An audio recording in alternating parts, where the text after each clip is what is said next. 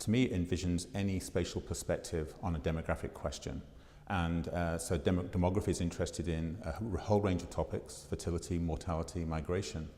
And there's ways in which using spatial information, whether so geographical information about the locations of hospitals, about maternity clinics, or it could be information about poverty levels within geographic areas. I think we can leverage that information to raise or rather analyze a whole variety of different demographic questions. So to me it's very broad. I know it's not the definition that others in the field probably prefer. I think there's an emphasis on focusing on studying population dynamics and just using spatial data to leverage our understanding of population dynamics. That's a very narrow definition, but I think for me, we can look at things like population-environment relationships, we can look at crime and demography, we can look at maternal health and demography. Lots of different outcomes can be leveraged with geographic data. So that's my very broad definition.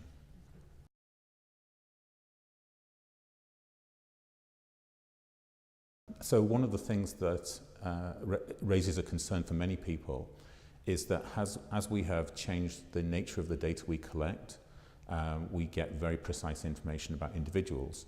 To be honest, I tend to have, I don't know whether it's a popular view or an unpopular view.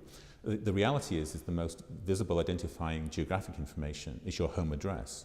And so a lot of different studies collect home address. And so we can very precisely link a person to a particular place. But today I'm actually involved in a lot of work where we're looking at things like Fitbits and we're looking at cell phones, and we're tracking people across days, every minute across a day or across a week, across a month. And we've got what I'd call nano data, so it's small spatial temporal data, and we know exactly where people are. And there are a lot of concerns, I think, about the ability to track people, and also to track people in combination, so to track multiple people together and see where they come together in space and time. And I think that does leverage lots of questions about privacy. It's certainly a concern amongst research agencies and universities in America, where I'm based. We have to go through a very secure and rigorous IRB process to be able to do the work that we do.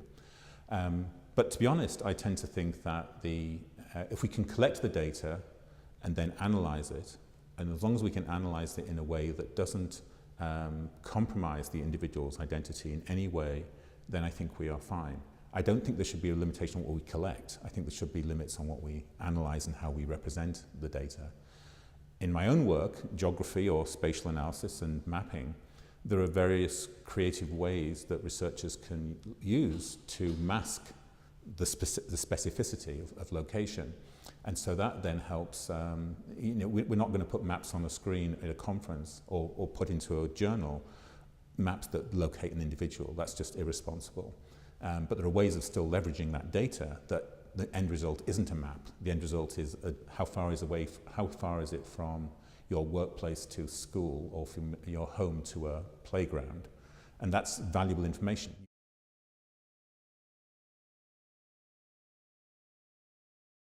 So for me, I think spatial data has been around for a long time. What's actually happening is I think a lot of different disciplines, including demography, is discovering or perhaps even rediscovering how people have used data.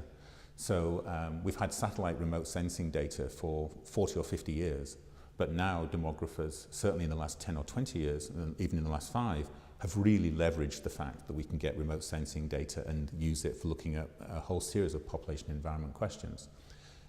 It's true that what has happened is that when we look at people, we have greater specificity and greater kind of nuance regarding space and time.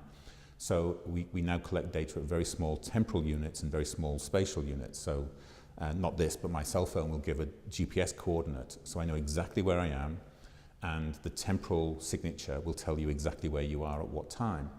And so that is new data. But the way in which that data is then used or leveraged is basically it's to ask questions about where do people go across a typical day. And so I'll just give one example. Economists, geographers, sociologists, demographers, they're all interested in things like where do we live and where do we work. And so there's a theory called the spatial mismatch hypothesis, which is that jobs and places of work and places of residence aren't in the same locations. So this is about commuting. So people have been studying commuting for 40 or 50 years, longer than that. And the spatial mismatch thesis comes from 1968. So historically, we've got a theory. We can collect data to test that theory. Sometimes it may hold up, sometimes perhaps not. But what we've got now is finer scale data. I've got a GPS cell phone. It can track the route in which I go to work. So we've got better measurement, but we haven't got differences necessarily in the concept or the theoretical frame. So the data are very innovative, but we're asking similar questions, right? So I think I do have a sense, I have a lot of optimism that, and it's certainly the case, that very specific geospatial data can lead to a researcher contemplating new questions that they weren't able to ask before.